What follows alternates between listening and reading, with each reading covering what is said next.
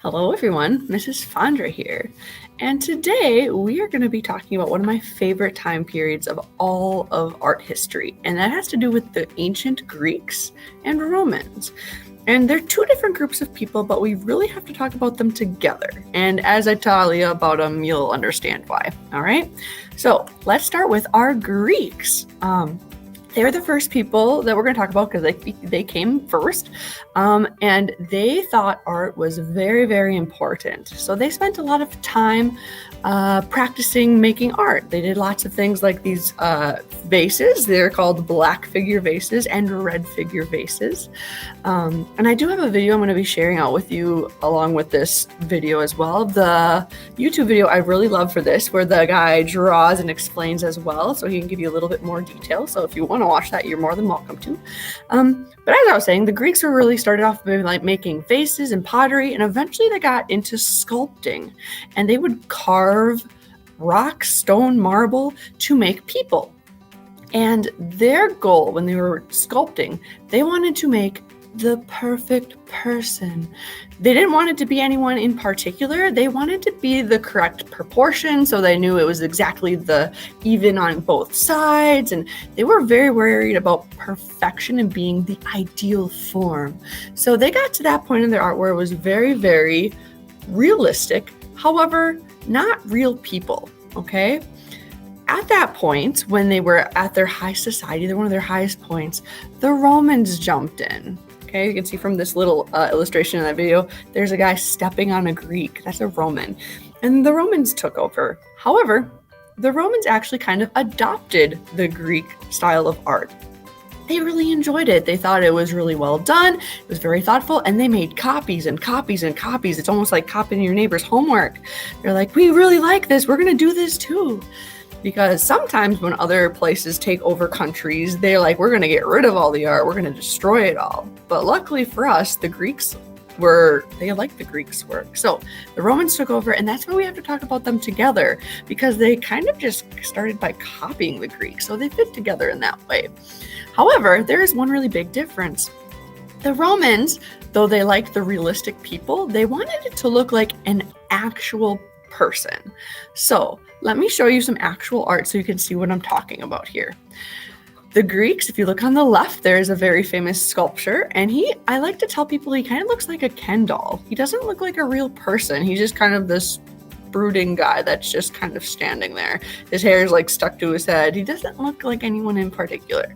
However, the Romans, if you look at that bust, which means it's a sculpture from the shoulders up, that bust looks really realistic. You can see wrinkles and like saggy skin, and they've got kind of a weird looking skull. Like, that looks like an actual person. You could have been able to look at that and say, oh, that looks exactly like Mr. Jenkins down the road, right? They would have been able to tell exactly who that was. So does that make sense, where they're realistic, but then there's like reality type realistic, right? Ideal versus real, okay? Perfect versus not perfect. So our project today, and I almost forgot. I want to have you kind of look at other art we've looked at too with this. Cave art, if you remember way back at the beginning of the year, you can see one of the biggest differences here is that they didn't do a person, they made a horse, right? Cave people thought animals were really important, so a lot of their art had animals, and that's one big difference. But something that's similar is that they're all made out of some sort of stone, all right? They were carved away and made into figures. This little horse would have been something you could hold and carry with you, because cave people often wandered around. But these sculptures, the Greek and Roman ones, would have been like thousands of pounds. They were super heavy. So those would have stayed in one place. That's another difference too. Another one I want to talk to you about is ancient Egyptian, because we talked about them this year as well. They all are people. They're all sculptures made out of stone. But the trick one here, if you look really close at the bottom of the Egyptian one, I can kind of move my mouse around here. You can see the lady is attached to the rock. They didn't actually sculpt the people all the way out, so they stand by themselves. So if you would walk around the Egyptian sculpture, it would be perfectly flat, because they knew that if you had open areas like their arms or their legs, it was more likely to break. So the Egyptians were kind of playing it safe. They're like, we're going to just do most of it, but not the back, because no one's going to look at the back. But the Greeks and Romans, if you would walk all the way around, do a 360 degree, like a big circle, you could see everything. You could see the sides, the back, all around these people. All right. So now let me get into what our project is. And actually I can stop sharing this right now. We are going to be doing some geometric patterns and shapes for making Greek vases. All right. I'm going to talk to you about how to draw one of these vases and what supplies we need in just a little bit. But first I got to get set up. So stay tuned. All right. So what we're going to need for this project, I figured we're keeping it simple and we're going to do some drawing. So if you could get some paper, that would be great. I'm just using white paper today because I figured most of you would have white paper hopefully at home. Maybe if you have a printer paper or notebook paper, something like that. Otherwise, we are going to be doing something with a little bit of color. So if you happen to have orange colored paper, you could use that too, but otherwise we'll just be using color pencils, crayons, markers, all that good stuff to add later. All right. You're going to want a pencil, and you're going to want a marker or something that you could go over with pencil line later. I'm using a Sharpie just because I have one, but if you have like a marker at home or like a dark crayon or something that you could outline, it makes it pop a little bit more. All right. I've kind of got a weird camera set up, so let me see if I can switch over to that so you can see what I'm drawing with you, because we're going to be drawing some Greek vases. All right. Remember the very beginning when we were talking about those, and I'll have a sheet, an image to show you and share with you about all of the different types and styles. So you can pick whatever kind of style you want. Maybe you want to do something a little funky. Maybe you want to keep it simple. That's up to you. But like I said, I'm going to share these and the other side for decorations and all those geometric lines as well. So I'm going to share that with you too. So let's switch my camera and I'm going to go with how to draw one of these vases. All right. So let's see here. We're going to start with pencil because you can erase pencil. That's always helpful, right? And we want this to fill most of our paper today. All right. I'm going to keep it on the simple side just so we're all on the same page. All right. And when we're drawing a vase, if I can get my sheet back out here, there's a couple of parts you might want to look at when you're drawing it. So if I'm talking about, let's move my guy over here. This guy over here, you have a neck, which is usually the tall part, and like you think of a human neck, right? The body, which is usually the bigger area where you can put something into the vase, like water or whatever you're filling it with. And then the bottom is called a foot. So it kind of has like, you talk about it like it's a person almost, which is kind of fun. So I'm going to start by doing a neck, body, and foot. And I'm going to add handles as well, because if you can look at a few of these different ideas, they got handles and they get kind of fancy. So like I said, it's up to you what style you do, but if you want to copy along with me, that's just fine. All right. So what I'm going to be doing right now, I'm going to start with a really skinny oval at the top. That's going to be my opening, and that's called the mouth. All right. So can we see that on our paper pretty good? I'm going to switch to Sharpie just to make sure you can see it. So if Mrs. Fondra makes a boo-boo, I'm stuck with my boo-boo, all right? So here is my mouth. So we can pretend we could put something in here, all right? I'm going to add my neck. I'm going to go kind of almost like a curvy line in and a curvy line in. I'm going to make a short little neck today. I'm not going to do a super tall one. And then for my body, I'm just going to do almost like a pumpkin where it gets curved on the outside and curved on the outside. Almost like big parentheses. Yeah. There we go. And you see, I'm using a Sharpie and I have newspaper underneath so I don't draw on my table accidentally. So don't forget, if you have a Sharpie, use newspaper. And for the bottom, I'm going to do kind of a fancy foot too, where I'm going to do another big oval down here. So it's got a little bit of a bigger foot that it sits on top of, right? For my handles, I'm going to do like itty bitty ones up where the neck meets the body. That's technically also called the shoulders, right? So I'm going to do a curved line out like this. And I'm going to put another smaller one inside of it. So it looks like you could put your hand through that little hole. All right. And I'll do that over here as well. I make a curve and then I make another little curve so you can put your hands in there. All right.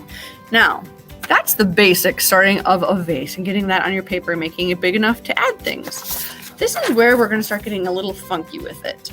We're going to add different geometric shapes like the Greeks did. And geometric means straight lines and edges and angles, right? Sometimes they do a little bit more organic ones, which means it's a little bit more wavy or curvy, like these curly cues down here. But as long as it's repeated in a pattern, they would consider that geometric, which, you know, that works for the Greeks, so it works for us. So to give us some area to work, I'm actually going to divide up parts of my vase. So I'm going to do not a perfectly straight line across. I'm going to give it a little bit of a curve because this is supposed to be a three-dimensional looking vase. And having a curved line makes it look like it's a little bit more bulky, like it would be a vase. So I'm going to do a curved line down here, kind of come back up. And maybe I want to do one, we could do one a little below. Let's do one right at the bottom of the neck too, right? And this might look different for yours, and that's fine. Everyone's unique, and we're going to make our projects unique too. I'm going to do one at the bottom too. And I might decorate my foot, so I might count that as another one. Let's do another one just for fun. I'm leaving the middle pretty open because you're going to be welcome to draw something of your own desire in the middle. So in the Greek times, they would have had people and they usually told stories, like a storybook almost. But for you, if you really want to draw something else like a monster, or if you want to draw a mermaid, or if you want to draw Mrs. Fondre teaching your art class, you could do that. I'm really open to anything you want in the middle. It could be a puppy dog, it could be a tree. It doesn't have to be necessarily a living thing. All right, so we're going to leave the middle open, and I'll let you decide what we're going to do. But for my different stripes I added, we're going to fill those with those geometric patterns. All right, so I like starting with zigzags because who doesn't love a good zigzag line? And it doesn't have to just be the line by itself. You could color in some of the areas. You could leave some of the areas empty. It's really up to you. All right. So I'm going to start with zigzags. If you want to do a different pattern, feel free to. I just love zigzags. So I'll go zigzag, zigzag, zigzag, zigzag, zig. Kind of fall off the edge there. That's fine. And I think I'm going to put circles in some of mine because I haven't done circles yet. And circles are kind of fun. I'm going to put some circles, and it's all about just getting this really fancied up. A little real skinny one over there. All right. You could maybe even color in an area, but probably not with Sharpie because that would give you a headache probably. So how about for the next one, we do rectangles, right? There are a lot of different type of rectangles that we see down here. If they're not perfect, that's okay. It can be kind of a combination of rectangles and lines. These ones kind of look like the letter L that went sideways. So maybe I could do something like that. Let's try that one out. I haven't done that one in a while. So I can go up and over, and then I can go make a block letter L. That's kind of fun. I'm going to go up, over, make another L shape. I'm trying to keep them about the same size so it looks like, fits together. Nice little L shape here. Whoop, whoop. And maybe there's some of them, if you look, that they kind of get wrapped in between each other. So we could add something like that too, where one goes down inside of it. Maybe I want to color these in black because they're not as big as those triangles. Like I said, it's really going to be up to you, and you're welcome to add and change and make this really your own. So you don't have to copy these patterns exactly. Maybe I want to do a little rectangle on top too, because that seems fun. And, like I said, I am making this up on my own. So hey, go be creative. Do that thing you do. All right. So, like I said, I'm going to leave the middle empty. If you wanted to do something for your handles, you could. I've seen people kind of putting stripes on them. Maybe you want to do kind of curved lines too to make them look really curvy and like something you could pick up. Maybe you want to put some more shapes in there. I don't know. It's up to you.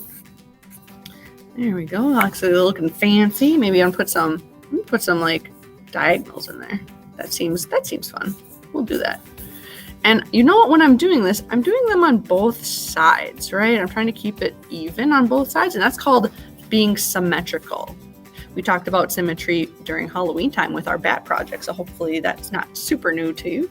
How about on the bottom? I'm going to do some wavy lines because I haven't done any of those. I'm going to do kind of the water wavy where they come to a point. That's fun, I like that. Maybe you want to do a really thick wavy line. So I'm going to go over it again, make it really dark. And you are welcome. If you already got the idea of what you're doing, you could go to the end, you could zoom to the end of the video and let me say goodbye to you, or you could keep going from here. It's really up to you. If you got the idea, continue on and do it. That'd be great. But otherwise, I am just here decorating my jar. I started doing some nice little vertical little lines down here too, or maybe I can color some of those in. Maybe put some zigzags in them. Ooh, that'd be kind of fun. Or triangles, kind of turned into triangles. Let's do that. Point them the other way. We have one in the middle, so I'm just going to put a diamond down there to keep it symmetrical, right? So let me switch back to my other camera. Whoa, I forgot what camera I'm using today. So as you're going along with this, like I said, I just did a quick vase to kind of give you an idea of what you could do. And you are welcome to make this your own. You don't have to copy this exactly. I love giving you the freedom to pick, like the middle. I'm not putting anything in there because you have to come up with something yourself, right? If you really can't think of anything, you could do more geometric lines and shapes and patterns, but I'm going to leave it up to you, all right? So, like I said, I'm going to be attaching that video, the YouTube video that I would have showed you in class. I usually only show a couple clips, but if you want to watch the whole thing, feel free. I'm going to include some documents with different patterns and vases so you can look at those as well. And of course, this video. So if you have any questions, comments, concerns, please let me know. I'd be happy to get some paper home to you. Just let the office know so I can get that to you. All right. And yeah, if you could actually take photos of these with a Chromebook or an iPad, or maybe you want to send me a photo, or if you want to bring them into class when you're all done so we can like hang them all up together and see what everyone did, that'd be awesome. I'd love to see what you made. So however you can get me that art, I will take it. All right. So like I said, anything you wanted me to know, anything I can help you with, let me know. Happy creating. Wait, there's one more thing. I almost forgot. Well, I did forgot because I stopped filming. I stopped recording. I said that you needed to color this in. Dudes, color it. Traditionally, the Greek vases would have been orange or red in color. So if you want to color the whole vase that color, that's fine. But if you want to get a little creative, since you're at home and you got plenty of things to color with, hopefully crayons, color pencils, markers, go to town. Make this beautiful and colorful. All right. Don't just leave it a white piece of paper because that's not as exciting. So, all right. Now I'll let you to it. Get at that coloring. We'll see you soon. Bye.